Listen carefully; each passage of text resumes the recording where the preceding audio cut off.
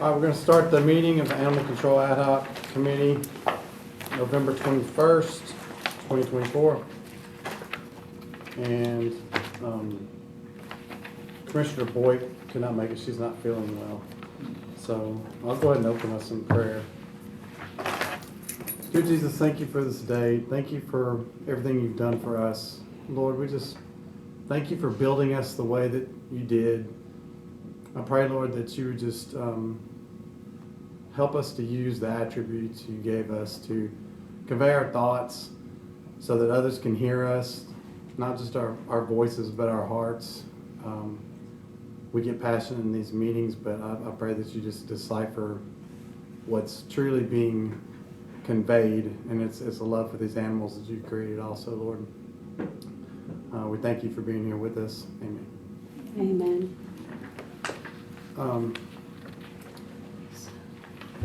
Approval of the agenda. Do I have a motion for that? Motion approved. Second. All those in favor say aye. Aye.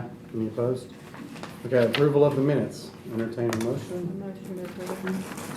Do I have a second? Second. All those in favor say aye. Aye. Any opposed? Okay, recognition of the public. Roger Smith. State your name and address, please. I have to give my Roger Smith. I live at 2306 New Hope Road. That's in Hendersonville.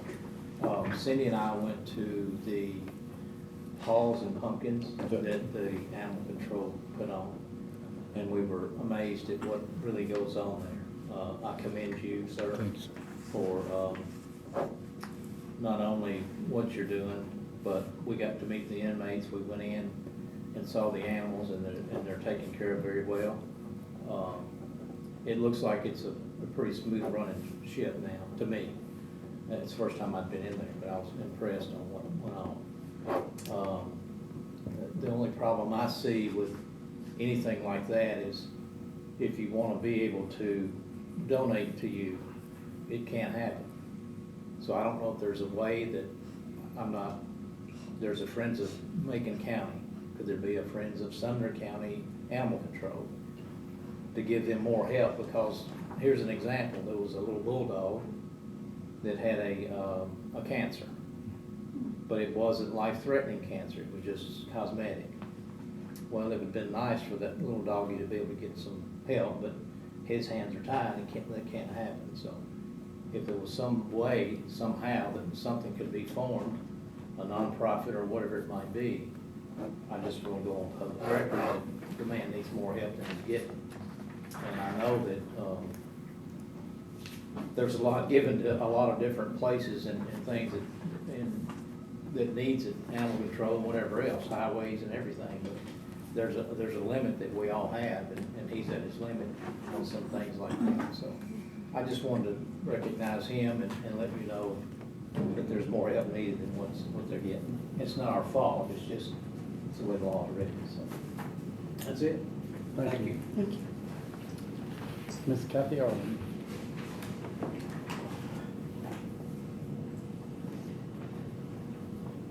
Hi, my name's Kathy Arlen. I live at 231 Chipaway Drive in Gallatin, and a few things on my agenda for tonight. So first of all, I just want to say kudos to whoever's doing the Facebook information right now. They're in the last week and a half, 2 weeks, really some good posting, some posting that apparently has gotten some adoptions going.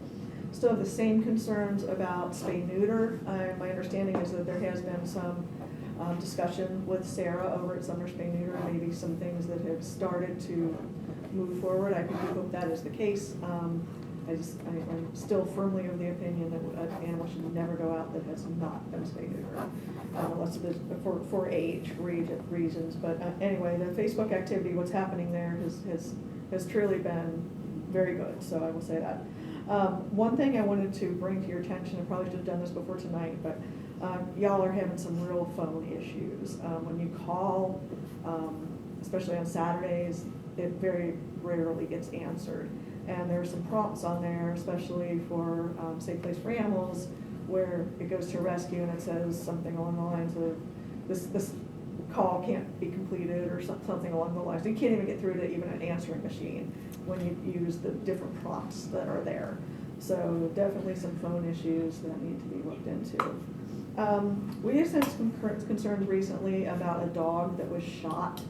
I think this ended up on the news, and wondering if we can get an update on that regarding, in my opinion, arrest, prosecution, and jail time for this guy. But that's my opinion. That's for the court to decide. But I'm wondering if we can get some update on what was a really bad situation. And we were curious whether or not everybody, with regard to cruelty investigations, if everybody on animal control has been up to date on the new guidelines as we go into winter for adequate shelter laws within the state of Tennessee. They're pretty specific. And I know last year during some of the colder times, we get quite a few calls from people that either were not able to get in touch with animal control to tell us a lot of times about animals they're concerned about that are out in the weather. And then the other thing that I'll bring up is we're continuing to hear concerns and rumors about this Ad-Hoc committee meeting being shut down. And I know it was moved that we could go for another 6 months, so I'm hoping that at least would happen. And to piggyback on what was said for the idea of a friends of, I'd say there's 2 different ways that can be accomplished so that more money can come to take care of animals, and that is through a type of a friends of or a public-private partnership, which is the other way that it can be done. So to contract with an actual 501c3 organization with people that are adequately trained to do that type of work. So that is another way that that kind of funding can happen. So I'm not necessarily opposed to the Friends of. I think it would be a step in the right direction, and maybe it's a step in the right direction to get us to that kind of bridge. But either way, I would say there's maybe a funding gap that is happening for animal control as this county gets bigger. I know that's not for this ad hoc necessarily, but I think funding, especially with regards to facilities, would be very important. So that's all I have. Thank you. Thank you. Okay, anyone else wishing to speak? All right, we're going to close public comments. Report of the chair. So I also heard that the Facebook posts are a lot better, like people were really commenting on how much better that was, and it's leading to more adoptions. What has changed there? So that's a 2-part thing. One, there were some IT glitches, and some of them were on our side of the house, and some of them were not. Some were And software based, right? They were, and we we went through. Now I'll get stuck up in my voice. We went through the proper channels with their IT. I oversee. I'm sorry. No, that's okay. We'll be patient. Yeah, I've Everybody's been- going through that. Yeah, I've been going all day long. Everybody's doing it. So. But at any rate, we took the right channels. We had our IT people talking. If I call an IT guy, I don't speak that jargon, and so I had our IT director call and say there is an issue obviously with posting and with these smooth transitions. We have been able to. I will not lie that I think that the Paws and Pumpkin re-energized some of our shelter personnel, and they got excited again. And I think that's what we do, and they're more excited now than they've ever been. And while I think there are some people that looked at the ad hoc committee as an oversight for what we do, I go back and report to them the same warm welcome that you gave me last time I was here. And it's not a group of people that are coming after. They really genuinely want to help, and meeting Mr. Smith at that event and him offering his expertise in electrician to work through some of our medical suite side of the shelter, that's invigorating to our employees, and they need that uptick too. Lieutenant Tarlack, still there. He's still doing a great job. But I think, I'd like to think maybe even I had a part of it because I am a more approachable person than maybe some other commanders that they had. So I like to think that it was a culmination of a lot of things. Us getting the word out, spreading the word. I think the Paws and Pumpkins was an amazing event. And I look forward to it again next year. I've got some statistics when we get to that point, if you want to hear them, Yes, about I do. intake out goals. I do. No, I particularly wanted to ask about the Facebook pages because so much positive comments were made that the public's going to hold you to that. Yeah. Because it's been lacking for so long. To see that the glitches have been fixed, and that's encouraging to everybody. And Yeah. it is exciting for the public to see that we're making a difference. And when I say we, I'm not talking about the community, I'm saying we, everybody. It's been a team effort, and so I just wanted to say that thank you for getting that Facebook glitch fixed and working that out. So somebody will be manning that now all the time. We are, IT's and gonna stay on that. and the county commission was able to give the sheriff's office a second IT person. Yes. For 360 personnel. I mean, there's a lot of That was my machines. next thing. Did that come into It play did too? absolutely come Okay, into play. good. When you've got one guy, he's putting out fires all day long, and sometimes the fire with Facebook at Animal Services, a support agency, falls on priority to a jail system or to a system that ensures safety of an officer in a car. So they have to prioritize, and now that we've got the two folks, it seems like everything has shifted up as far as priority in getting those tickets. Well, my hopes are that, so this committee was responsible for pushing for, I think, almost $200,000 of extra funding. But a side note to that was the extra IT guy for sheriff is now helping out animal control Without also. doubt. And my hopes are that now that it's able to be handled by this extra person, that it doesn't get pushed down as you guys grow, now that it's a solved problem as far as the software issue and lack of personnel thing. I hope now that it becomes a priority and it going forward, we don't have that issue anymore, because we all learned something through this process. So Well, I think with IT, there was a lot of maintenance issues that were hanging and looming, and then as they get fixed and more problems come on and priorities change, I think then that scale will balance.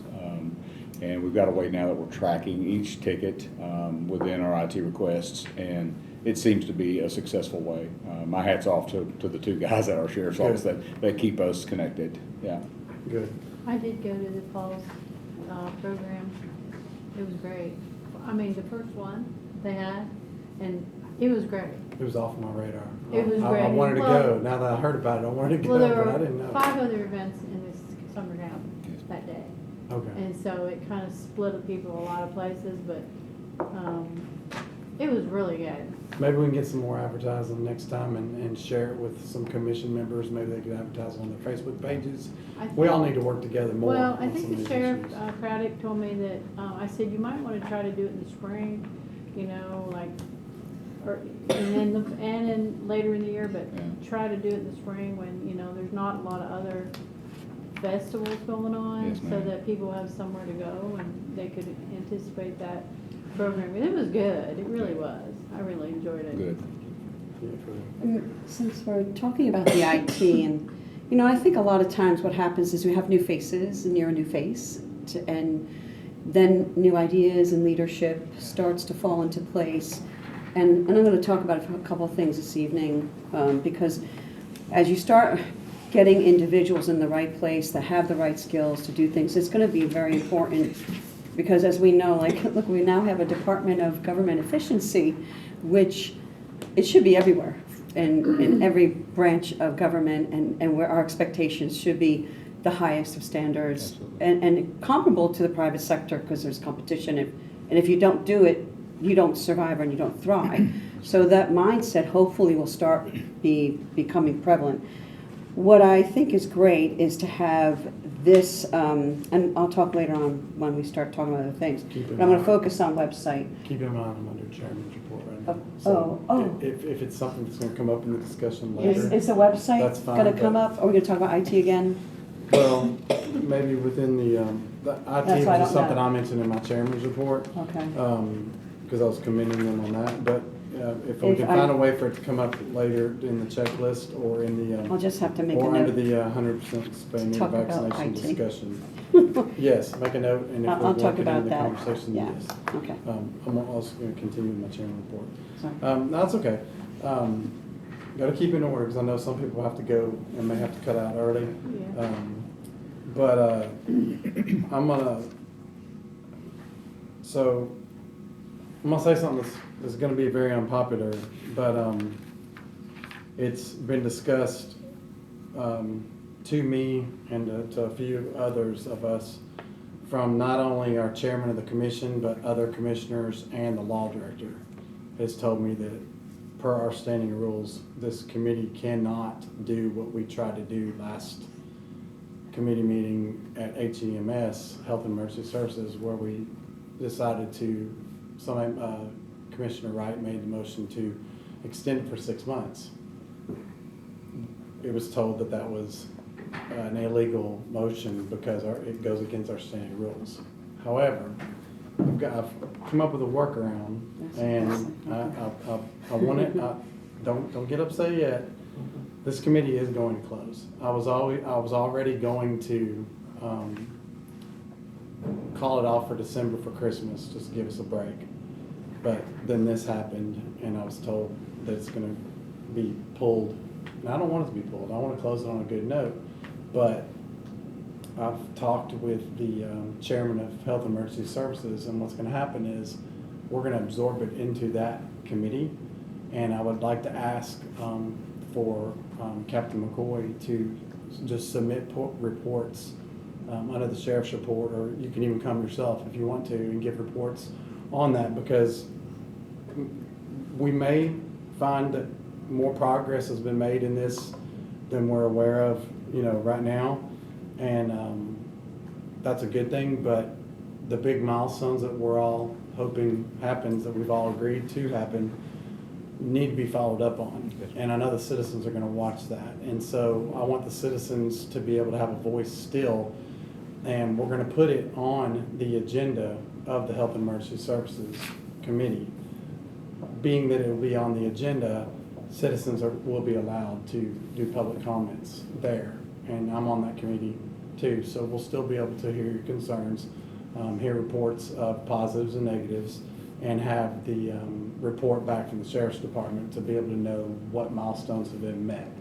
That's the only way I can get around it being taken from us. I don't want it just to be killed and forgotten about, because we've done too much good to see it just stop here at the, close to the end of the goal. So I wanted to announce that that's going to happen, and that's not a by vote thing. That is just, it's going to dissolve. So Why are they Do you have the so actual law? eager to dissolve it? it's not, they're eager to, it was brought up by our chairman of the commission and our law director that it is against our rules to keep it going past Can the we year. see the rules? 1 year was October.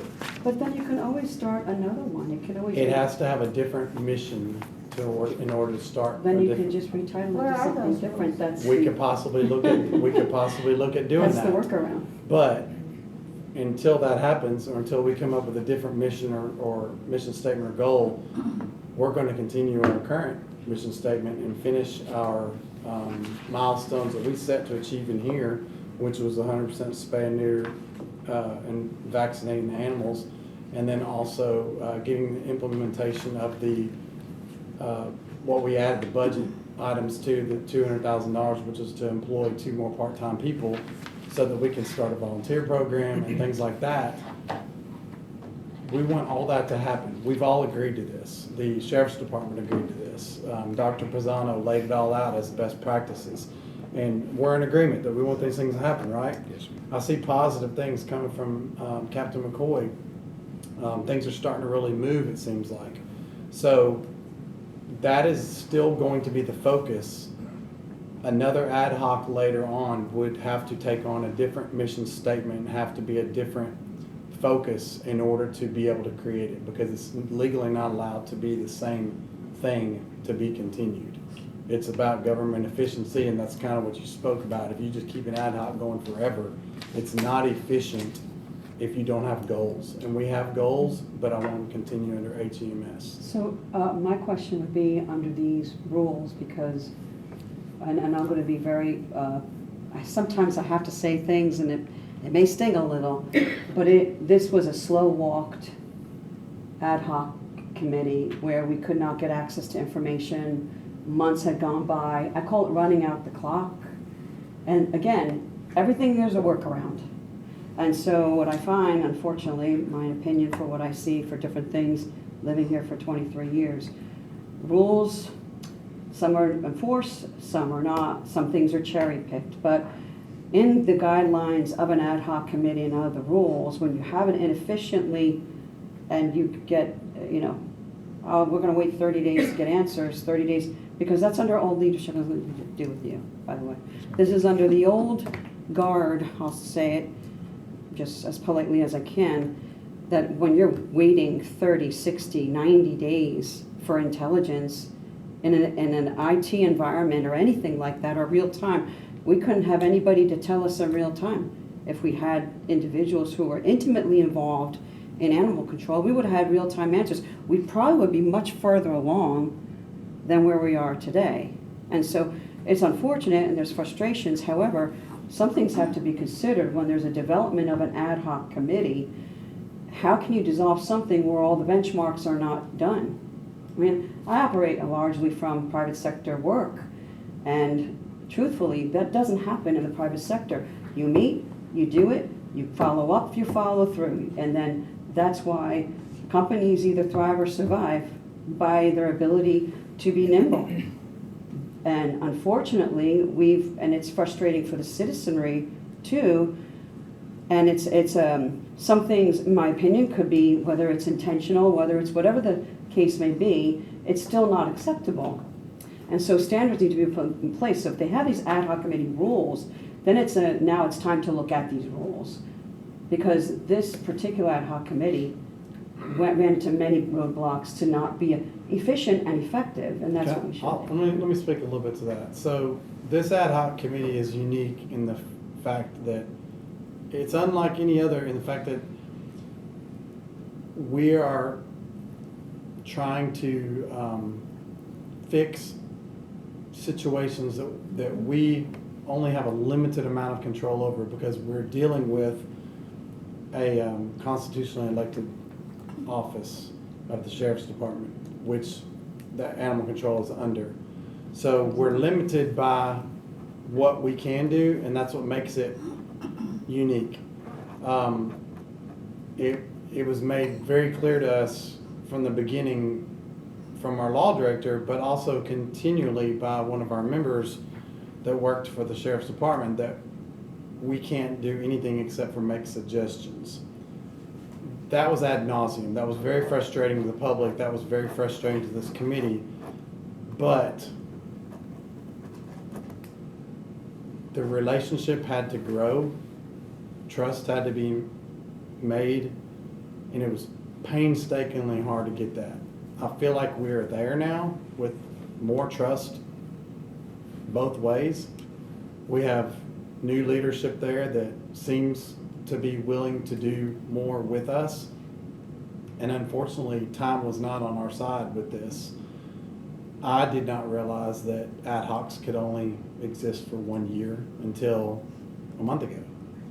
And so we can't do anything except for amend our rules at the commission, and I don't believe we have the votes for that. But I don't want it to be a stumbling block. I'm sorry? That I always say put things to a vote, because when you do so, then you have to determine, again, the citizens are the ones that really are, our citizen engagement doesn't end. That's what I'm saying. I understand that, and we can go there, we can revisit that later. But for right now, what I'm saying is it doesn't have to be a stoppage, because we have how am I going to say this nicely? We have an HEMS committee now that is maybe a little more friendly to this committee and are willing to absorb this into what they do. And there was a challenge on whether or not the citizens would be able to speak, on whether or not we'd have to be able to follow up with these and get reports and things like that. And I asked the chairman, and he said he will gladly put it on the agenda, so that's not a challenge anymore. So that takes care of that issue of giving the citizens a voice and being able to keep on having this discussion just like we're having now It'll be there though. So I'm not concerned about our milestones not being met. I will not stop reminding everybody that the budget we increased this animal control by was for specific reasons, and I won't be satisfied until those reasons are met. So we're not giving up with our goals. We're not.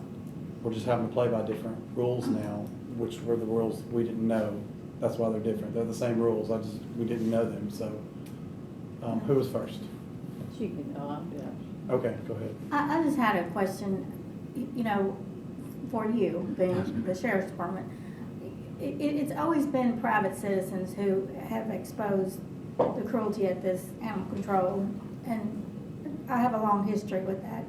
But my question is, you know, we keep hearing about, from Lieutenant Matthews, how, you know, the sheriff's department, you all have the final say, but even in if there's animal cruelty, and I'm not saying there's not, but I'm saying even the sheriff's department has to abide by the law. If there's animal cruelty in a shelter, any shelter, I mean, why would that be? Do you see what I'm trying to say? Why is that Acceptable? Is that what you're No, saying? it's provable things. It's well, what it all comes down I'm to, saying, it's but provable. why are they so against?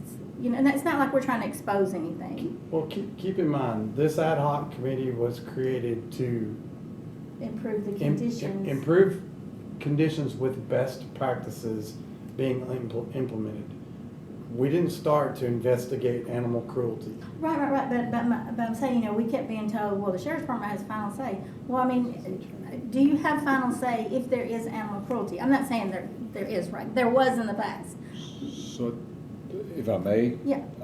I think Help your me say question, what- I think your question is, you know, what is different now than was then? And we'll start by saying that we receive animals off the street that are strays that are in pretty rough shape. And it's tough for me to take a photograph of an animal that's been on the lam for months, has been dumped, probably already mistreated by somebody, misfed or abused in some way. And I take a picture of skin and bones and I put it on our Facebook, and that gets us a lot of people looking our way. We had nothing to do with that. No, We no, will no, turn no, that animal that's into not- that's as not- good an animal as it can Yeah, be. that's what I'm saying, but. We have reduced our numbers. There have been animals that have died in that shelter. Yes, because ma'am, they and because they haven't gotten vet care.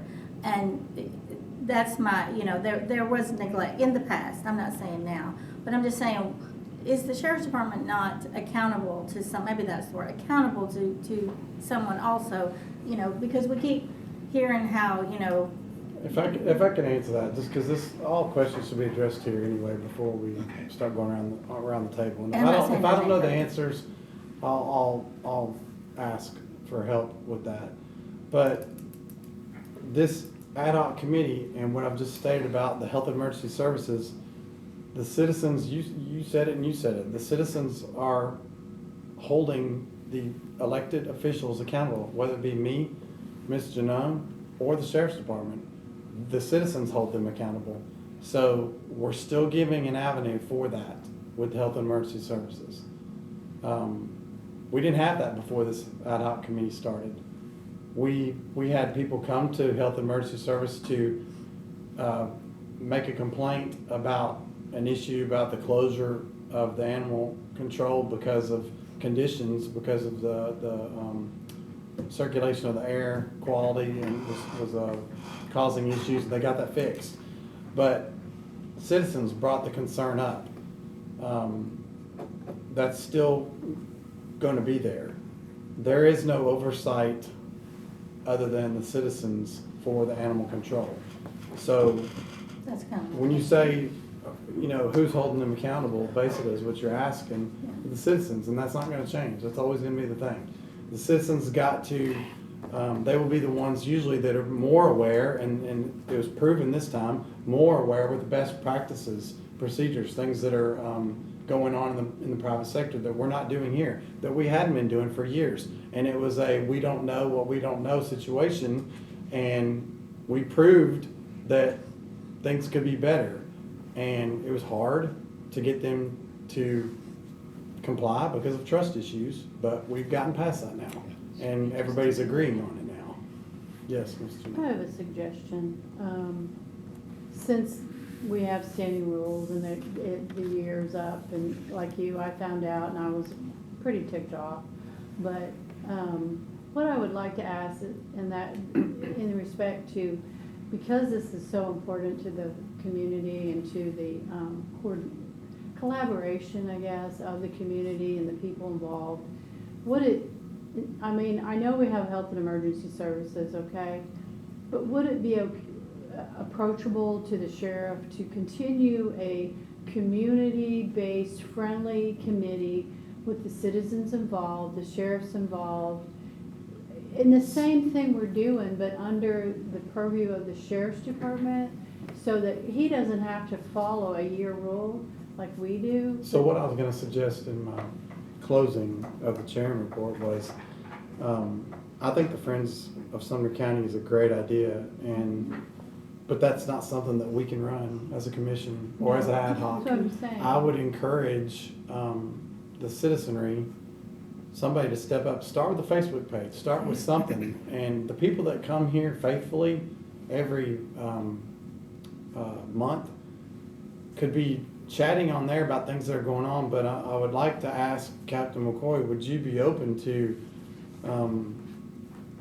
continue some kind of relationship with a friends group that would help you with the extras that, like you commented on with Paws and Pumpkins events, that was called, to where extras or extra care or new suggestions could be had with this group, because I believe it'd be very important with the intended goal of having volunteers come to help out. They gotta come from somewhere. It needs to be an organized effort. I see a lot of people that come to this meeting as probably some really good volunteers that would probably wanna come. But they need to be part of a group that comes to you. Would you commit to the citizens tonight that you'd be interested in a friends group? I will tell you now that regardless of how this goes, I'm not opposed to that 100%. I think that one of our part-time people that we've been given that position for will be tasked with that volunteer coordinator position. I pray that in the future that the commission sees that is a viable position and makes it full-time. And then we continue to expand upon that. But regardless of how this works out, I want everybody to know that my phone is always on. My office door is always open.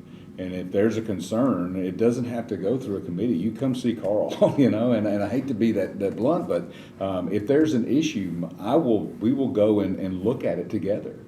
And if it's something that I don't see that a subject matter expert like yourself may know, then absolutely, I will take that advice and we'll work together to get a solution. But I am not opposed to having something in the future, Friends of the Animal Shelter. Some of the budget money that you give us, I hope we get to change the sign to say Animal Services. I do not like the word control on the front of my building. I do not. But if we met with you, Animal care. It implies that I'm there to control population, and that's not. It has a bad connotation, and I want to open that shelter. I want people to come in and smell the difference in the shelter now. So I'm absolutely not. I think once we get our volunteer organization in place and that coordinator in place, it may be me, it may be maybe we have our vet come one evening and talk with you folks and maybe answer questions that are beyond my scope or understanding. Well, I trust that you're being very sincere with that. Absolutely. This is a totally different feeling than what we've had from the very Yes. beginning of this ad hoc until last month. I we've guess made is your more first progress month since come. you've been Yeah. here And than the whole year. It seems like you genuinely care, It and is. maybe that is the key, getting the volunteer group engaged, just as Mr. Smith volunteered his electrical services. Right. Maybe there's a sign person out there that can hook you up and figure out how to get that done. I figured out myself. We'll print it out. But no, I mean, I really want the citizens to know that they're not being cut off. We just have to redirect and start really focusing in on the new direction that they're taking, and with the with the part-time positions, hopefully this can keep evolving. And I want everybody to look back and say it was because, the citizens spoke up and this committee was formed and that knowledge was gained that all of this started happening, because this really was driven by the citizens. So, with that, I'll conclude my report. I do want to go on and finish our checklist, if there's been any improvement since last month. If you could keep it brief and just hit the highlights, because you kind of know the big milestones we're looking for, you know, that's the ones we really want to talk about, Sure. the part-time people and the, Absolutely. So stuff like it that. may scoot around the checklist because I do have information that I want to convey to the commission and to the committee. Do you have to suspend anything for me to speak? no, you're here and you're part of this committee now. Okay.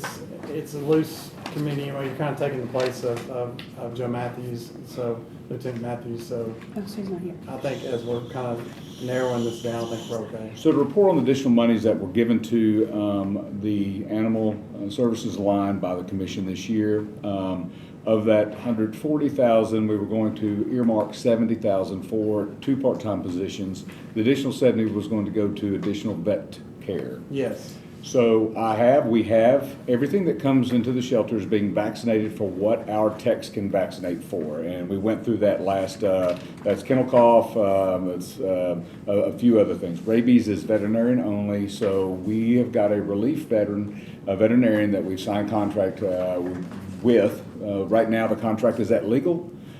She was with us this week and actually saw a few. We had a cat that was not feeling well, had some respiratory issues going on, and she jumped right in. I was really impressed with the way she took. Who is she? Her name, is Amanda Satterley.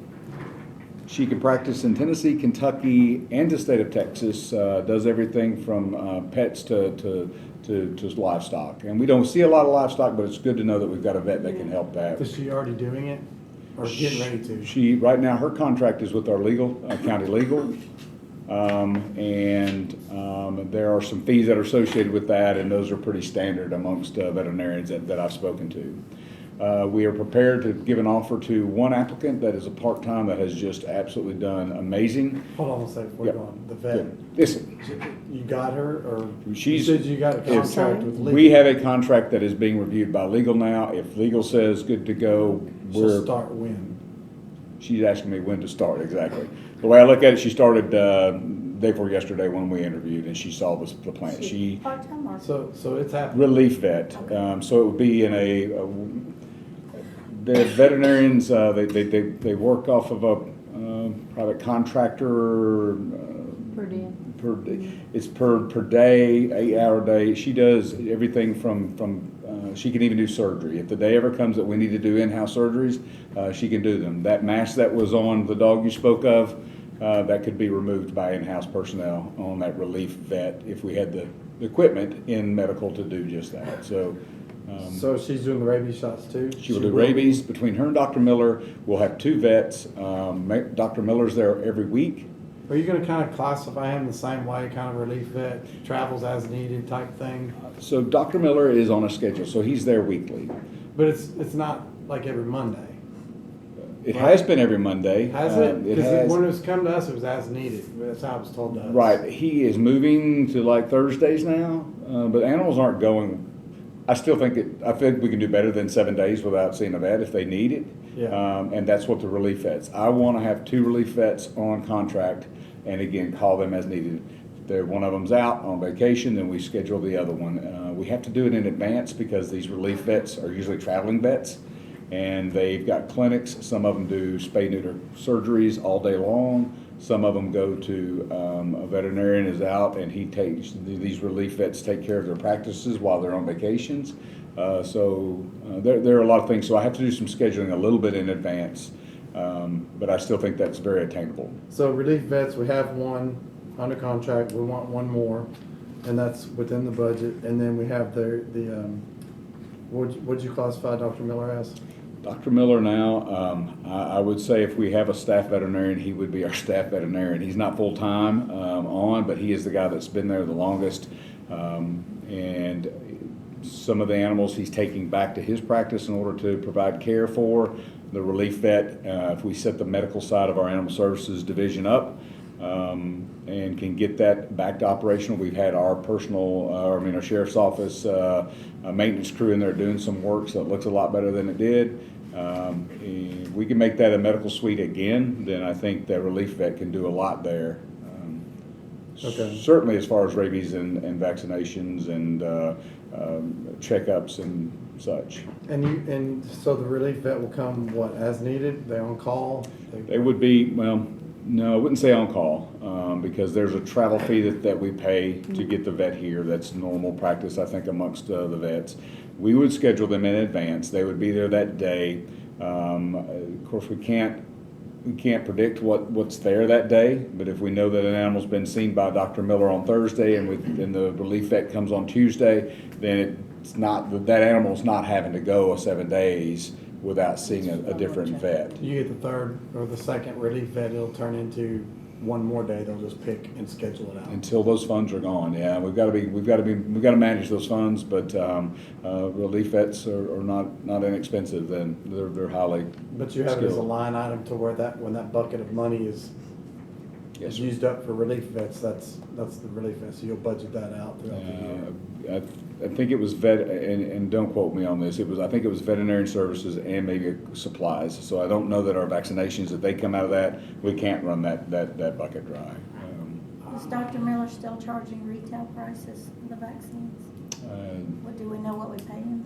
I do not. I don't have that in front of me, and I apologize. Yeah, that was part of the problem because he was charging, I mean, you can buy the vaccines for $5 and he was charging for a set of vaccines $90. Can you check on that? I can. That may help you guys make the money last a little longer. Mhm. Okay, so Okay.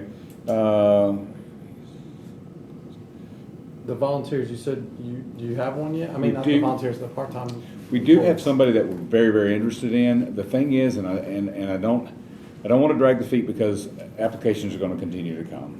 They were really slow in the beginning. Right after Paws to Pumpkins, I had 15 of them issued in that weekend alone. So we worked through those. Some of them were naturally disqualified because they're going to be around inmate workers. The trustees do an amazing job with their animals, but there's also some vetting that has to happen for people to be around incarcerated folks. And so some of those were disqualified for that part-time position. We have moved on and done some interviews. I still have applications in the inbox that have not been processed, but I want to go ahead and move and at least hire one.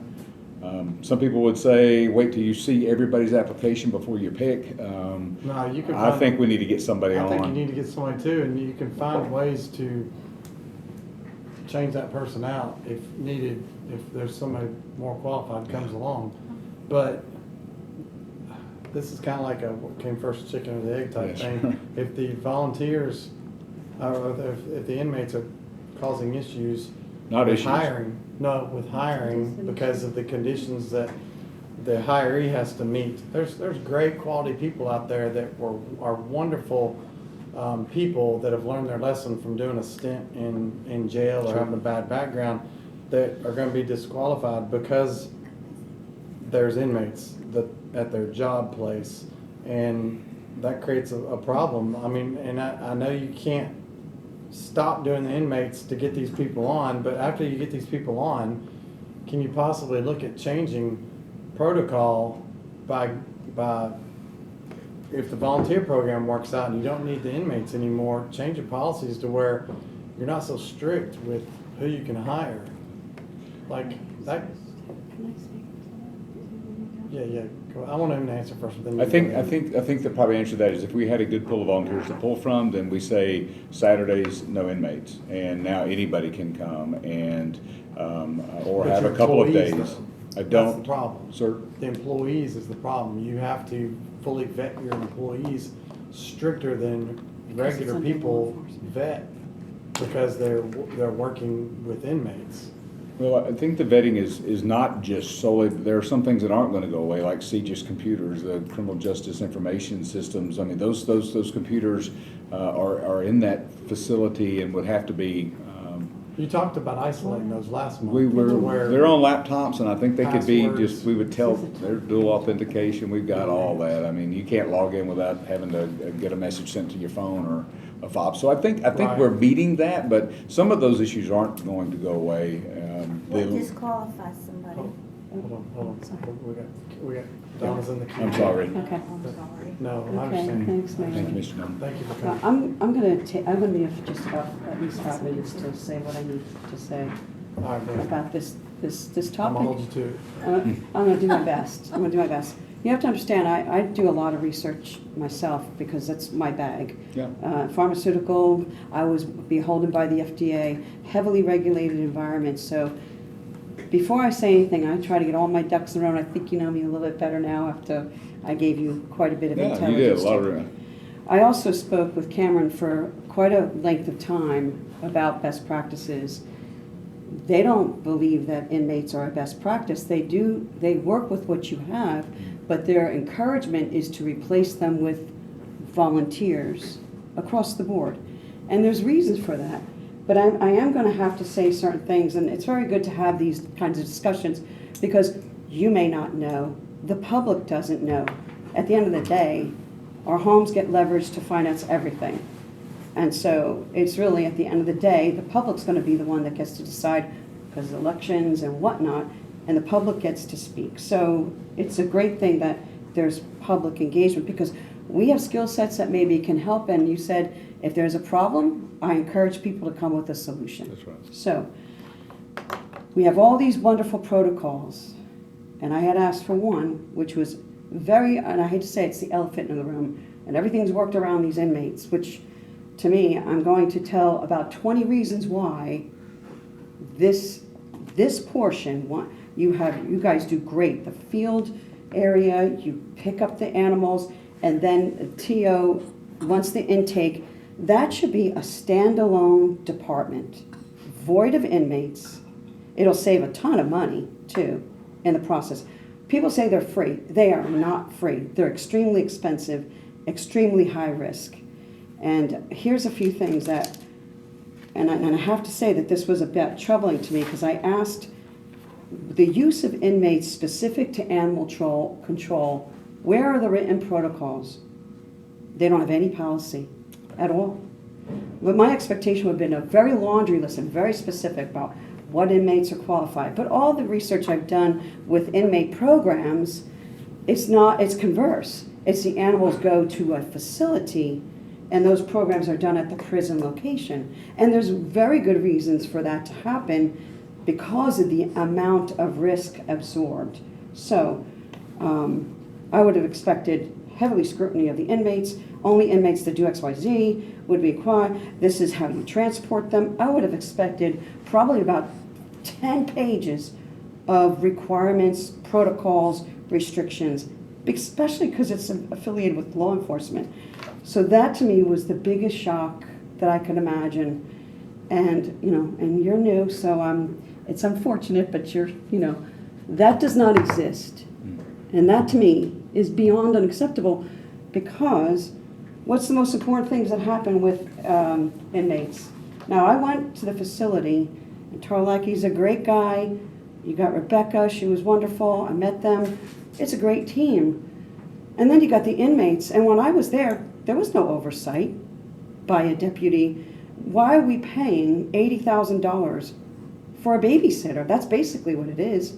Now, when I talked to Cameron, too, it's not a best practice, and there are a number of reasons as to why inmates are not conducive to you can't achieve best practices if you cannot get your model in line with all the other models that are in this area. Okay, so animal control should be a standalone department. Inmates are not free. Inmates create a law enforcement model that hinders best practice goals and outcomes. And here's why. You have worries about escape. Inmates may try to escape, especially high-risk ones. They may bring small objects to pick handcuffs and try to assault or kill officers or bystanders. Suicide. Inmates may try to commit suicide during transport. Illness. Inmates may fall ill during transport and some may even die before officers notice. Chaos. Inmates who don't intend to escape may still cause chaos. Lockdowns happen and then no one can care for the animals. Inmates get ill and then no one can care for the animals. During COVID, no one was allowed to get out. If there's an outbreak in the prison system, no one's permitted to get out. This was imparted to me too, which was troubling. Inmate boyfriends can pretend to be adopters and have had sex with inmates in dog pen areas. Not necessarily here per se, but we really don't know because when I went, there was not heavily, again, it's a very expensive babysitter for inmates that are not free. It limits the pool of people who can do the work because you're running the same background checks as if the work is done for a sheriff's department or law enforcement test, which obviously they go and have interviews. I know people in law enforcement. I know one of my friends who did the hiring extremely stringent. We have to jump through hoops for a handful of inmates, spend a lot of money, and have all of these negatives, just more, a ton of negatives, as the list goes on. The high cost of deputies to babysit inmates. They're not always there to oversee, I can attest to this. There are also more costs. Your van costs money. The gas costs money. The time, the miles. If I've done time and motion studies in a healthcare system with delivery systems of drugs, you can show and say, this is why this modality is better than the other. But I'm just gonna, and I don't know all those particular costs, but if I start calculating, these are hugely expensive. High risk during transport, contraband capabilities, the risk of abusing animals. Again, no protocols in place, so it should be very troubling. There's barriers to adoption. The doors are always locked. You have to get beeped in. You know, we have these outdoor pause things, and that's great, but that's a one-day thing. But every day of the week, if there's inmates there, you can't come without getting beeped in, without presenting your identification. The public and the animals are almost treated as if they're prisons because it's treated like a law enforcement model, which does not pertain in this portion of animal care, animal service, right? And other areas are like that. Nashville, it's not, they have, this is how it works, animal control director reports to the mayor because according to law, animal control is under the purview of the legislature. However, at some point in time, couldn't even get access to the resolution that was signed. It was bequeathed over. So if I'm going to work within this and it's the sheriff's department, then that sheriff basically, or you, probably best you, would be the one that the animal control director is reporting to. Animal control directors have all of these types of business capabilities, whatever. They're the ones that are running like a private sector entity. So the phraseology is that animal control, that portion, not the field ops, not getting the animals, once they're brought to a facility, I call it TO, turning over, that should be like as if you were looking at a standalone department, run more like a private sector than law enforcement, because it's a law enforcement mentality because of inmates. You remove the inmates, that goes away. You have a plethora of people to hire. Because again, it's not a deputy that you're hiring or somebody that has to have that criterion of law enforcement to do volunteer work to help animals. Doors are always locked. You can't bring a family, so it's not touchy-feely. The public can't be present when inmates are present. That hinders adoption opportunities. You lose opportunities to adopt and keep animals from being in the shelter because, again, our goal is to prevent the intakes to begin with or get them in and get them out quick. And how do we achieve that? If the model, and it's like we have this model that's been like this for years, it's very hard to get to your best practice goals when the model isn't accurate or what the rest of areas are doing as best practice. Having inmates is not part of a best practice protocol, just so everybody's clear about that. You can't adopt animals quickly. So inmate transportation poses unique security challenges. It's not easy for all you all to transport them. That's risks you don't need to take on. And aside from that too, I'm going to give there's 100 reasons to do that because you can replace, what is it, I think there was 5, 6 inmates when I went. You have 5 or 6 volunteers, $25, $30 an hour maybe, you'd still come up way ahead. Because if you're minusing out deputy salaries to oversee them, transport them, now you got on 80s, 160,000. That's a lot of money for volunteers. So this is just very intuitive, and plus there's nothing in play here. So I'm going to give you this information. I'm going to give you this information too that I've gathered. There's something else also that we have to be very mindful of. In an environment of, you know, where people are actually looking into how people are treated and what is, you know, humane all around. So we're going to look at that as well. U.S. prison labor programs violate the fundamental human rights, a new report finds. I think I gave that to you as well. In June of 16th of 2022. I don't know if that's happening here, but this is just in general. We have to get out of the practice of putting inmates into these environments which does not allow the public to do something which they need to do, which is to adopt the animals, and that we can get them in, get them out. We don't have to kill them because the inn is full and we're making way. But to me, it is really very much a no-brainer that the inmates are far more risk, far more impediment than they are a benefit. And under the guise of free, that's not true. It is way the opposite. In my research, my gathering of the data, being able to formulate that, I guarantee you, and I'm hopefully you're the person in position to do that, that you view this portion very much like law enforcement, this as a standalone.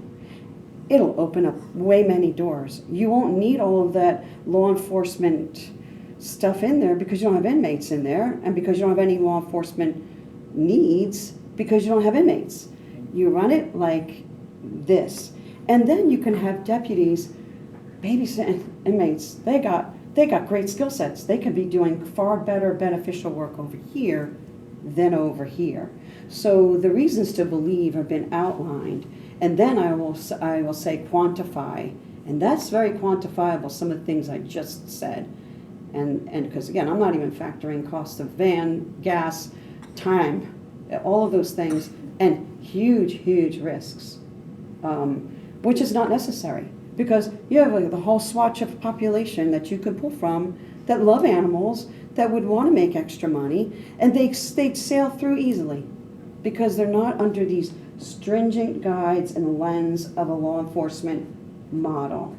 So hopefully what I just said will open up a ton of doors to programs, all the other things that you can do that Cameron even had mentioned. Once that is alleviated, you will probably over-exceed expectations, not only meet your objectives of best practice, but over-exceed them.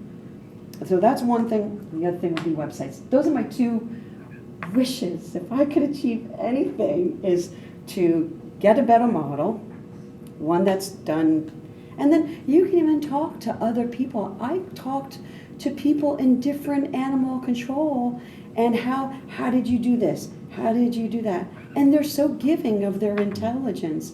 Michael, I think I told you, Robert, he was beautiful. They call me and they give me their time, and they don't have a lot of time to give, but they did because they're trying to help another county get better, you know. So that is, those are the things I'm going to leave behind for you. And then when we get to talk about websites, that's when I'll talk. And Okay. hopefully I hit the 5-minute mark. Yeah, you hit 13. Oh, was I? Okay. But there's a lot to digest. That's okay. That was good stuff, and I wish we had talked about this several months ago to give him time to respond to this. And I will say, I know he wasn't here, and I'm sure he would have responded to this. So I'll almost speak first and give him a chance to respond to that. To your points, you made a lot of really good cases, and I guarantee he can say the reason why we do this is because of this, and don't worry about that. That's not happening because we do this. Those are the types of things that Ms. DeSopo has been frustrated with, because that would be policy, showing how it works, or the preventions that you take to make sure this doesn't happen, that the guide rails and stuff that you have for the inmates. That would be policy. And to hear that you don't have one makes me think that when this was given to the Sheriff's Department years ago, the Sheriff's Department pooled their people and their resources and say, how can we make this work with what we have? And they made it work with what they had. And they ran it like they knew how to run it, like a Sheriff's Department, like animal control, Yep. people control, because you're in charge of, you know, like a jail and things like that. And you worked with what you had and you made the best with what you had. But since then we've learned new practices and procedures, and you laid out a good case as to why this may not be the most efficient way to do it, but it's efficient within the world that they know. And so I hope you do consider some of these things, and maybe as this is evolving with the new positions, you can consider some of these things and possibly get away from the inmates, because it really would open up a whole new world of what you can do. You're always going to have to work with the sheriff's department, with the field work that you guys have to do, and the calls that you may have to make or whatever, but the day-to-day operations, I think we could be more efficient for the taxpayers if we ran it without high-paid employees that have a totally different skill set doing something that frankly is not really in their wheelhouse. Just because they can doesn't mean they should, because there's a lot of people with big hearts out there that would want to do these jobs and may not even cost as much to do them. You may be able to take advantage of that. So I would encourage you to please look over her data, and maybe this can evolve with time. But I do want to give you time to speak to some of the things they said. If you want to, if you want to move on and keep going through the list, that's fine too. You don't want to stay here all night. Some of the stuff that she mentioned there, I will tell you that there are trustees that go out and they mow in parks. There are trustees that go out and pick up trash on the side of the road. There are trustees that go out in the summertime and paint schoolhouses. They're not in the building with the students. But I will tell you that the idea of you coming to our animal shelter to try to find a pet with a family member or child, that guardrail is not there. They are trustee status. There is vetting that happens, but it happens on the jail side of the house. They're not hardened criminals. They're incarcerated, and incarcerated people are capable of anything. Mm-hmm. So I won't discount everything that you mentioned there, and I'm happy to look through that. Understand that there's a little difference between a prison system and a county jail. And the prison system, these are condemned people. County jail folks might be just waiting, or they may be paying a debt to society on a matter of child support or something that is monetary. They're not hardened. So I will be happy to read this. Haven't finished with the first package you gave me, but I'm working toward it. But I will certainly add it. Yes, ma'am. Because you said we can engage outside. Yeah. Which, but I do want to go over some numbers if that's Yes. So I have pulled records at the animal shelter starting September 1. And the reason I did that, I did want to capture that Paws and Pumpkin event that we did, which was in September. So over that time period, again, September 1st until the present, we had, these are animals in, 71 cats, 118 dogs that came into our possession. September 1 was Paws and Pumpkins? No, I'm just saying I moved it before September to catch that October date. Gotcha. The way I didn't know when we met before, and I don't know when the last time you had a statistic, so I wanted to take it back to the beginning of September. So if you do the math on that, 71 cats, 118 dogs, I think it's 189 animals in total. We had, for reclaimed, these are dogs that got picked up, so cats that were picked up, had a collar on them or had a chip on them. We were able to scan, we were able to make as far as reclaimed or reunifications of that 2 cats, and 48 of those dogs were reclaimed by their owners. So those are pretty good. We were once questioned, are you doing your part to try to get these animals back home? Well, some of that could be as easy as talking to the garbage man in the neighborhood that the dog is picked up from. He knows, the garbage man knows what dog lives where, for sure. Yeah, is it a lot of it on the front end when So you pick them up? they are. Our officers now, middle of the day, sometimes you don't catch folks there, but maybe you do catch somebody out mowing their grass, or you do catch a postman or somebody that they can say, hey, I've got a dog, picked a dog up, here's a picture of it, or it's in the back of my van. Do you know where this thing belongs? And so those reclaims happen. We're not going to just take a dog and put it back in the fenced yard. Obviously it got out somehow, maybe there's a hole, we would now know who to contact, and those owners do come forward and pick their animals. So you back. take them and write down an address or information and contact them after the fact. Yeah. They gotta learn. If they don't have a collar, Yeah. don't have a name on it. I mean, my dogs have my name and number on it. They don't have a chip, and sometimes chips can be tricky to try to trace down. There's a couple manufacturers, but that kind of lends to that reunification is through knowing where they came from, knowing that they've got a chip or they've got a collar on that may have information, a rabies tag that we can contact the vet that issued the rabies vaccination. Adoptions, we had in that time span, September 1st present, 37 cats. and 53 dogs. So those are pretty decent adoption numbers. And I'm excited. I think probably greatly in part because of the Facebook coming back online like the way it did and getting those pictures back out. I think a good bit of that had to do with the Paws and Pumpkins.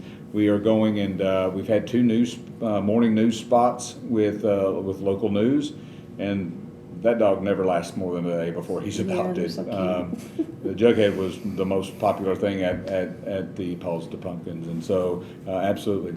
Transferred out, these are going to rescues, breed specific rescues, transferring out of our care into somebody that may be more better suited to care for the elderly dog or the collie dog or the barn cat or whatever. 7 cats, 10 dogs that we moved, and I look at that as good as an adoption in my opinion because we moved that animal, that TO that you speak of. We're turning those animals out, turning them around, and then we had 4 returned from adoption. That was a cat and 3 dogs. They just get home, it wasn't a good fit, or the cat was snippy or bitey, or that doesn't get along with them. So that's going to happen. You're going to have returns, if you will. So we had, of all of those adoptions, we did have 3 dogs and a cat that was returned. So the numbers aren't bad. We did have a couple animals that came and they were just in bad shape. We posted a picture of a deceased dog on her because we knew it was somebody's dog and was hit by a car. And there was nothing we could do to save that dog, but we did want to give the owner some closure and to come in and claim the dog if that's what they wanted to do. So there are times that animals are going to pass in our care, and it's just because they've sustained injuries or they're too far gone. And that's why I think we get a vet there twice. If the animal, twice a week, if the animal looks like it needs urgent care, we take it straight to urgent care, regardless of day or night. The closest one is in Hendersonville that we use. So those are some stats that we've had come through the shelter since September 1st, and I'm pretty proud of them. There were some euthanasias. I don't mind sharing those if you want to hear them, but they're not astronomical. And those could be anything from vicious animals to animals that probably weren't going to make it, to a vet says, maybe we can nurse it back, but it's going to be very therapeutic, very long in duration, and it's going to be quite costly. I did hear something. I would like to know the number of euthanasia. Somebody asked me about it, that there was a high number that they thought for cats. And 9 cats. 9 for the one? 9, 26 dogs. Okay. I don't think that's high. I mean, No, I'd heard a different number. those were a report that I pulled this afternoon, after business, in fact, because I wanted to capture. We had a cat adoption going right at the end of the business day, and I wanted to make sure that they were able to spend the time with that and then get these numbers. It's interesting. Numbers are a funny thing. I just went the whole roundabout thing where people set all these numbers, but they're not anchored into anything or relative to anything. And I think what's hugely helpful is that the numbers are associated with X. Yep. So I could say 26 dogs. I think that's a lot, in my opinion. But I won't think it's a lot if you said 13 came in and they were diseased beyond repair, and they were suffering, and the rest of them were vicious and unadoptable because they'll hurt someone's child. Then that puts things into perspective. You see, so to me that details matter, and the devil sadly is always in the detail. And I think this is what, the 2 very focal things I'm trying to be focused on, 2 key things, is infrastructure, how models are designed that sets you up for success, and how you have an IT capabilities and you have the ability to brag about your success. Baseline's always interesting. Man, we started way out here, and look at, I came, because that's your benchmark of success in your job. And then, they should have merit-based, I'm sorry, but we should have very similar privatization things, because some people just keep getting raises and they don't necessarily probably deserve it. So what would you like to see, just to keep it concise? Would you like to see a starting point and where are we at now, monthly, or give them a suggestion they can take back and look at? Well, that's for you guys too, because you're going to be looking at reporting, and reporting is very important. I'm just trying to keep it concise, though. Give him something to work on It or is to going look at. to be pie charts, the graphs, the data that says diseased animals, it could be in colors, so that you can determine by your graphs what is what, and they're defined So you want rather to see a than month to nebulous. month change?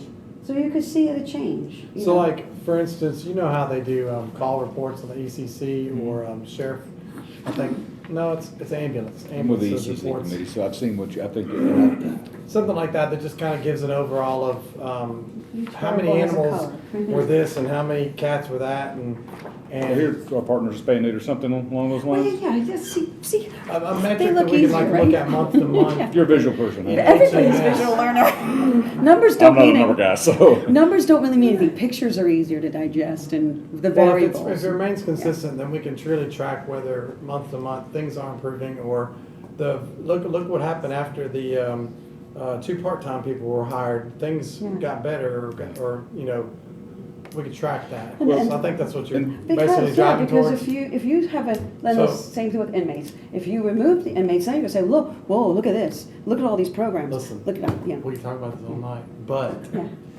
if we give him something to work on, is that something you could look at? And maybe we That's what I'm saying. bring it into HMS and These- make that part of the This sheriff's graph is report not or mine, something. this is spay and neuter, which brings me to the next point. Right. But we have people that know this and understand this, and it's a matter of converting numbers to lines or boxes or How hard piles. would it be to include in the HMS report? Could the sheriff bring that as the, just attached to the paperwork that they provide? Let me see what if you'll give me time to work with it, I promise you I'll Yeah, put yeah. some time on it and just see, I think an exact, if you want, if somebody says, okay, you had 14 diseased animals, what was their affliction? I think now we're starting to get into the No, weeds a you little don't. bit. Can I say something? For people who have never worked in a shelter or animal control, the reality, and I'm gonna stand up for you on this, Thank the you. reality, euthanasia is part of It it. is, yes. And you can't sit here, and what I fear is that the sheriff's department's gonna, well, we're gonna kinda not say the numbers, we're really euthanize. No, Because it doesn't matter if it's diseased or it's sick, adoptions are slow right now, the economy is bad. I have the luxury, I'm a no-kill shelter, we try to find fosters. I'm not the animal control. So you have a choice that you can, hey, we didn't euthanize it, but guess what? It just died on the street because we don't have space for it. So don't put that burden So on. would you rather see the adoptions as a chart, not the All of them. No, I mean, all of them, Euthanization. but again, when you do that, the public is gonna come after them, just as, because they don't know, that, why are the euthanasia so high? Well, part of it is because people are so irresponsible, they do need to see I that, understand. but I don't want the sheriff's department to get into this, well, let's not, let's not really say how many we euthanize. I don't- But if you say I don't wanna- 26, you I don't don't want the- understand that, I don't want and the that helps crosstalk, put I it- don't want the crosstalk at the table, keep Yeah. it coming to the chair, Okay. just so we're efficient. So what I'm gonna try to get to the point is, would you suggest something other if the public or if the commission's committee, the Health Emergency Services Committee wanted to track improvements, would you suggest any kind of graphing and what would it be, or none? Well, I mean, again, I don't think we need to say, well, this was euthanized because of disease or No, or no, aggressive. no, Was it not- Just, overcrowded? here's the euthanasias, and there shouldn't be an excuse, I mean, they're turned in because of people's irresponsibility. So we look Go at the ahead. sheer month-to-month numbers. Right, I mean, Okay, so let me just, I'm gonna play Joe Public for a second. If I hear a number 26 got euthanized, is it euthanized because of overcrowding and we can't house them? Probably. Because we don't have enough programs to do the adoption, because we have some barriers to these things? That's the line of reasoning I'm trying to say. If you say because of disease, then people understand, oh man, they're sick animals. We understand that animals need to be euthanized because they're sick. But if we're dealing with overcrowding, and sometimes overcrowding could be a root cause because we can't do certain things. Oh, we can't hire these people, we can't do this, we can't. And there's one variable in play that's prohibiting the advancement of more adoptions. Then overcrowding cannot be the reason to euthanize. Okay, so That's what I'm saying. I'll only cut to the chase here. The point is, At least it we gives want an to see idea. numbers and we want to see a comparison. So I'm going to ask if you could maybe just give us the raw numbers of euthanizations and adoptions each month. We track whether that's going up or down. The citizens, again, this is going to be citizen driven. The citizens are going to ask why. The citizens are going to ask the questions. they're gonna ask directly to you. You can give them the answers. But on top of all of that, when you give the reports or when you send information to the committees from here on out, I would really encourage you guys to make a statement. We need help with this. Adoptions are really down. We're putting out Facebook posts and things like that, and nobody's adopting, guys. It's the economy. It's this, it's that. We're having a real issue. So-and-so started selling dogs because this store opened up in town or whatever. Tell us some things like that so that the commission and the public can put things on their page and help you guys with these things. So in the nature of keeping our relationship going, since we've worked so hard for this relationship, be transparent about what you need and ask those questions in committee so that the public, driven by the public, right, can chime in and start giving you help. If adoptions are down, we need to tell everybody adoptions are down. I'll put it on my Facebook page and share it. You know, they say the adoptions are down. Where's our people? You know, we need help. Stop going and buying animals. Come there and adopt. So could I just ask you to do that? And can I ask you in return, I present something, if you want it tailored differently, then we have open communication and try to get this. Yep. And then if we can get a model in which you're used to looking at and the people are used to digesting, and those numbers don't change and the color for this doesn't change then I think it becomes uniform, and I think people can understand that at a glance a little quicker. It may not be everything that we want right from the rip, but if you give me the opportunity to work together and to fashion this into something that is digestible for you folks, I will do my part. Because the data is going to help you identify that there's a hole somewhere or something that needs fixing. Data also can show you problem solutions and opportunities. And this is what I'm saying. If you do all things in a best practice world and environment, your numbers are always going to be really great. If you don't have a website because again, prioritizing, you're talking about the website, that's another missing piece of a fundamental thing that is in need.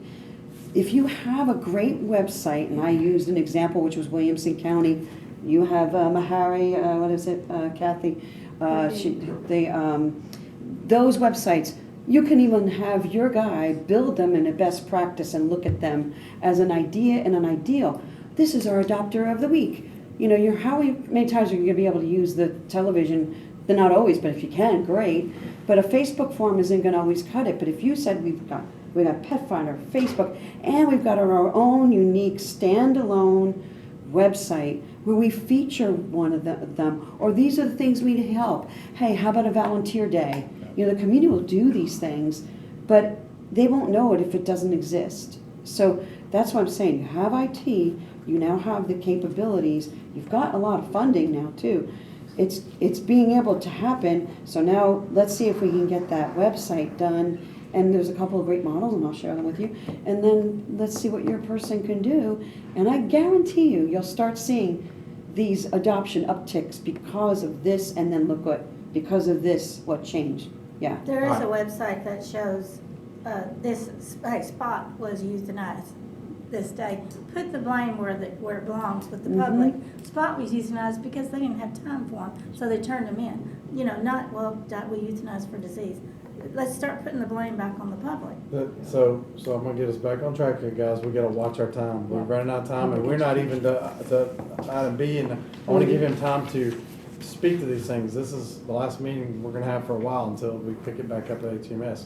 So the thing we need to recognize is that we all recognize that the public's driven this, and hopefully the sheriff's department has realized by now that the public has more information than they have through Dr. Pisano with best practices.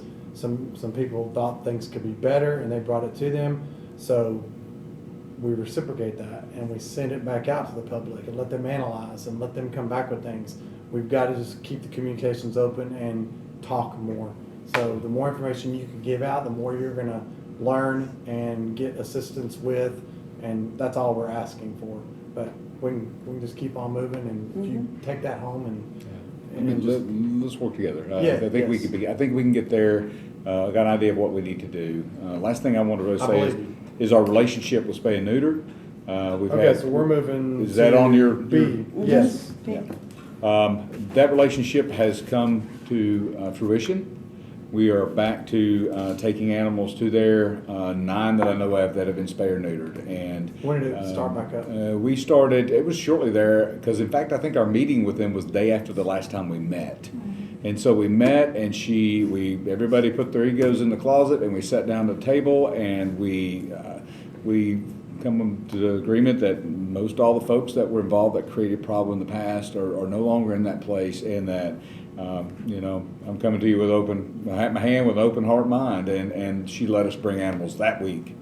So we were able to. She knew that our Paws to Pumpkin was coming up, and we were able to have animals that were freshly spayed or neutered for that, and we were able to waive adoption fees. State law says I have to charge you $25 refundable if it gets fixed during that time. But law says I have to charge $25, and I'm able to waive those fees. I don't want to take money for somebody to take a forever dog, cat home. So because they were spayed and neutered, you could waive them? We can waiver those fees if they're spayed or neutered. So what is the percentage at, would you say, for spayed and neutered? No, we're not at 100. We're not close to 100. And That is my attainable goal. Is there a path to there that we're going to see anytime soon? And is it done with Sarah? With Sumner? We'll have to use Sarah initially, and I think that she is a great resource. No, I'm saying, could she handle if you were to bring her everything with to get her the 100%? current load? I don't know. She could do it. Sorry. She is a well-oiled machine over there. My hat is off to her and her organization. I've never seen anything like that in my life. Okay, what's the holdup for the 100%? What do you need? What's we don't know what comes in from week to week. We may have 50 in a 2-week period, and they have to stay with us for at least 3 days. Previous sheriff said he wanted to let people to have 5 days. I don't want to neuter somebody's prize coonhound, because it got out while they're on vacation. And so, that's where we are. Can you set a few appointments aside each week? She is doing very well. She had a couple cancellations, and we had a hiccup on our side. And my hat's back in my hand. My directive now is that we have a couple animals that we know are going to go next, that we're going to get the next appointments for, and we're going to move their feeding till later in the morning. So rather than getting fed at 7 o'clock, vets don't want to mess with them. They got a full belly on a surgical procedure. So we're going to feed those animals closer to 9:30, 10 o'clock. That way we know if she's had cancellations and there's a spot with a vet that's doing surgeries at that scale. So which animals are getting spayed and neutered, and which ones are? How do we pick them? Yeah, which ones are going out unspayed and neutered? So we are still, if somebody comes and wants an animal, we're not going to stand in the way because of that. Now we do have to charge the fee. We do make it refundable if they're able to take it to their personal vet and have it spayed or neutered. But I think my goal is 100%. And with Sarah's help, we can maybe get there. I think if we have a vet that says, I'll do surgeries for you guys in your suite once a month if you want. Are you tracking those receipts that are coming back? We're not getting a lot back. I have an exact figure? No, sir, but we're not. Can you up the fee to where you make them come back? A more expensive fee would draw people to come back. $25, and that's almost not worth the gas to drive all the way back down there in the It's really not worth going and getting a $100, $200 spay. What would retail on one of those? So. A lot. Yeah. So how are you going to get there? So what's the? How do you track who's going to get fixed? No, we've done it in the form of vouchers in the past, and if we take their money, we receipt their money, it comes in, and then we have to issue the check back. So we would know who comes and goes. But do you call them anyway to say, hey, did you get your pet fixed? Are we calling them? I won't say that we're doing great follow-ups. We're letting them take the animal in its natural section, and again, we're getting there. If we do 100% out the door, then we don't have to worry about follow-up. But we should be doing follow-ups for those animals that we send out that are intact, and then say, are you really interested, and get this money back? And like you said, $25 may not be what it's worth. But I don't want to make an animal unattainable of $500 or something, or $100 maybe, which is maybe getting a vet office for that. Do you think it's a deterrent to adoption, though, when they know that they're getting that money back if they just go get it done? I would rather, and again, I think this is something to explore. I think these are means now. I'd like to get to ends where they're 100%, and I think with Sarah, once we get that and she knows that we're serious and that this relationship keeps going to that stage, I think we can say, Sarah, can we please have, we know we've got 10 animals. Can we have 10 spots this week? This is a really big deal that we've got to figure out a way to get to the What about 100%. what about the reserve? You talked about this reserve veterinarian that's coming in. Relief. The relief vet can spay and neuter, correct? Absolutely. So I don't know if you're rotating two, because we talked about her too. Why not, when the relief vet's coming in, we have these dogs here to spay and neuter. So you're gonna have, I'm just making this up because I don't know the answer. If you've got two coming in one time and another one time a week, I'm not sure if that's the way it's operating, then that one gets all of the unspayed and neutered and has a roster to do. New ones that come in a couple of days later, that one has to do. So now you have a fill rate of your reserve rather than being idle and not doing anything because they've got, have it as a spay and neuter, one of their primary things that they do, and then have Sarah as well. So now you've got 3.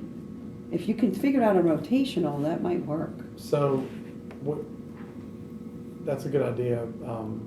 We could sit here for another hour and come up with ideas on how to do this, but I'm just going to ask you to please put your guys' head together with Sarah, and maybe Diane would have some input too on how do we get that 100% goal, and would you be willing to give us some kind of report at, not this coming HMS committee, unless you come up with something in the next week or two, but maybe by the next meeting, just a path forward. We have discussed the idea that she had, naturally that would be getting our medical suite back in operation. There'd be some medical equipment involved, or maybe training somebody up in a tech role to help move the animals around. There's some lift to that for sure, and we're not prepared to do that right this second, but it may be for the future.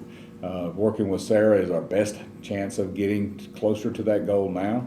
9 of the 189 animals is not even close. We're not scratching the surface. Right. Now I just don't want to hope and wish when that No, was a I'm not- major goal well- set by this committee.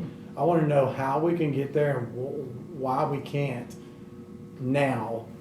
Like, why can't we do it now? Well, we can get there, but it's going to be here because we have to do this, this, and this to get there.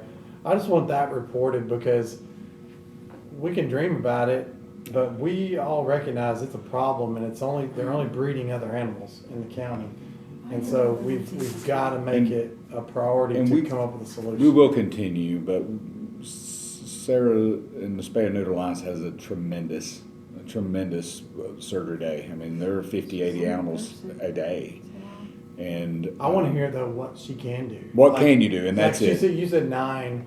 This period. I don't know what the period was, but I want her to say to you and to us, I can take on 15 a week. I can take on 30 a week.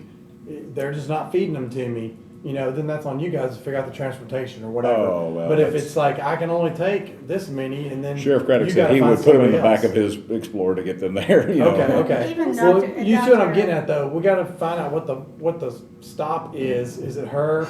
Is it the ability to get them there? If it's her, we need to find other means and line up 2 more vets or 3 more vets or whatever. Is it a capacity, supply, and demand thing to get them done? We got to define it so that we can fix it.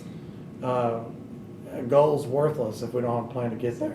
Dr. Enoch's office also does it for a reduced price for spay neuter, so you might want to check with them. It's not as expensive as normal, so it's now Sumner Springs, but it's Dr. Enoch's own still there? office. I would check with them. Enoch's still there? Oh, God, no. No, I didn't think He's so. 87. I mean, it's an awful lot. There's we keep talking about only one person, one privatized entity.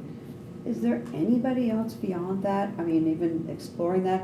I mean, other counties are able to do that or have everything 100% spay They have and an neuter. on-site vet and a lot bigger budget is the issue. I would just go on and So- look ahead with Sarah and just say, we're bringing this many this week, and then whatever. I would just hold off on adoption and don't send the animal out fixed. It's okay for people to wait 2 or 3 days to get a spayed or neutered pet. Because again, then you send out one, but you're sending 10 back in. So I would, Yeah, unspayed, yeah. again, ask her how many she can do, book those, be on cancellation list. That's how I mean, she calls me or she texts me in the middle of the night, and I'll be there, you know, so, Yeah. you know, those are some ways to, but I would not send a neutered pet out. They can wait, people can wait. Can you have those discussions and just maybe I- come back to us I'm- and tell us something? Absolutely, and at you know, HMS? I think that I have a good relationship. I feel that comfortable talking with Sarah, and Miss McMahon. I heard she's hurt herself, banged her up herself pretty good, so I don't know how she's doing now, but I need to find Again? out. She hurt again? Yeah, she's. Goodness. Yeah, she's. Yeah, but I do want to see those numbers increase as much as she can give us. I think we can supply animals. That's not the issue. Find out what her capacity is to do that. And we get a few knocked out here to there with the vet tech program at Ball State. They ask for animals occasionally, but again, that's on whatever part of the curriculum they're on. They may be doing dental cleanings this month. I And don't even think we should even consider them. That's a bonus if we get any out of them, but we gotta have just a consistent Yeah. week-to-week No, you're type right. operation, You're right. how to get there. I do want to keep that channel open in case we do need a vet tech in the future to help with on-site stuff. Yeah, Yeah. yeah. Okay. Well, do you have anything else you wanted to add about your report? Any major milestones, or is that pretty much it? I don't. I think we're still moving, and my vow to you guys, this committee, and to the public is that I'm not going to stop. I'm a task-oriented kind of guy. I want to get this done. I want to get to an end, and when it's my time to be retired, I want to pass this off in much better shape than I found it to somebody I think is capable to take it even further. So I just and you can't get there by yourself. I think with the help of the subject matter experts at this table and in the audience and at home, that my phone's always open, and I'll consider anything. And I think if we can come together and make decisions together, then we all have ownership in that decision, and it's more palatable for a lot of people, even folks that have different interests when it comes to animals. And if at the end of the day everything goes to rescues and all the pretty dogs go home, and at the end of the day I'm stuck with pit bull mixes, then I will find a home for them if I can. Kitties are the best. I took Go your ahead. little pity Good question. today. Did This you? was Camp, the one that was found in the, he's full of mange. Well, there's a lot of Oh, it, no. and then the whole thing with pit bulls too is education. People don't really understand. They're They're the not, best. yeah. Trust me, I have two, and I love them, and They're I had a the rough name week dog. with them. But I think some of it, I think we neglected to talk about education. Again, because the public has ownership of they have to do what's right for their pets, always. Keep them contained. Yes, can they get out? You have escaped dogs, yeah, that's fine. But again, you guys do a lot of that work too on the interfacing with the community and educational.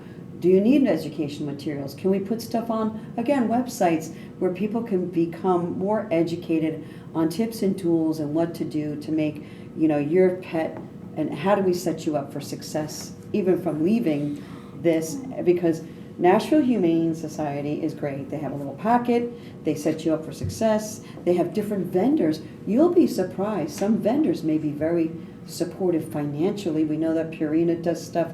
But there may be more out there, like the ones that do the paw, like the nose things, to identify your dog. It's like a fingerprint. There's another vendor thing that was part of the pamphlet Yeah. when I adopted Elvis. And so I found it really wonderful to have this kind of information given to the public, even upon, again, what's reachable is the point of service is right there. So that might be some other things to explore, and look, I'll be happy to facilitate and help whatever I can if I find certain things. Well, I just want to take a minute to thank you for getting involved with this committee, and thank you for taking on the task that Eric asked you to do. I know it is not easy. I'm not going to be somebody that jumps up here and tells you how you should do things, but I did want to try to promote the relationship between the public and you guys, and I really appreciate you coming, and because you didn't have to. I mean, that means a lot to me, and I think the public see a different side now than what they've seen, and I want to ask the public to please stay involved, please follow this, and please hold us accountable. Your sheriff's department, your county commissioners, and come speak at meetings and keep driving this. let me know how that friends group goes. Someone please take the initiative to start it. I would love to see a Facebook page pop up that, and I'm sure that Captain would also, to help them with some of the areas of expertise that you guys have that they may not. So I'm encouraged by this. This is not over. It's just turn a page to a new chapter. So hopefully I'll see you guys at the next HEMS committee meeting. Does anybody else have anything to say? Any closing remarks anybody want to give? I just want to say thank you, and you know, sometimes what happens is things happen near its tail end that you wish would have happened in the front end, and sometimes you have the wonderment of how far would we have come, because a year is a considerable amount of time to know where you are and where you go. And you know, I just wish that you were on board sooner, but I'm grateful that you are on board, and you know, I'm committed to help the animals too, and to do what is necessary to help and facilitate, you know, your team, and to see what we can do to make our county exceptional. We are And exceptional. And I just want to say, I mean, I have literally a 37-year history with this animal control when it was still over in the tractor shed. And this is the most change that we've seen. And I want to thank you for this committee because you pushed it, and, you know, like I said, they never listened, and I'm not slamming the old sheriff's department, but it makes a difference that there's a new sheriff. Yeah. That sounds so dumb. But, you know, like I said, I hope we can work together and continue to improve, and I appreciate your time. I think we will, and like I said, you call me anytime you need to, anybody, you know, my number's no secret, just go to the sheriff's office website, it's there, and if I, you know, I'll get back with you. If I don't have the answer, I'll find it out and then still get back with you. I have nothing to hide. I think that, again, working with the partners in the community is the answer. It does take a village. Well, thank you, Captain McCoy, and thank you, Kim, for volunteering to do this. Yes, And thank I know you. you get paid, these are some Thank late you. hours, and I really appreciate you stepping up to do this. All right, meeting adjourned. Thank you.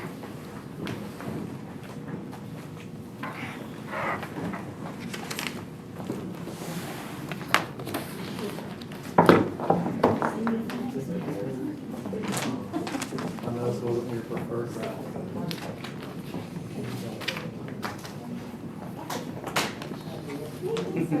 I will, yeah. The representative. All right, we'll see you.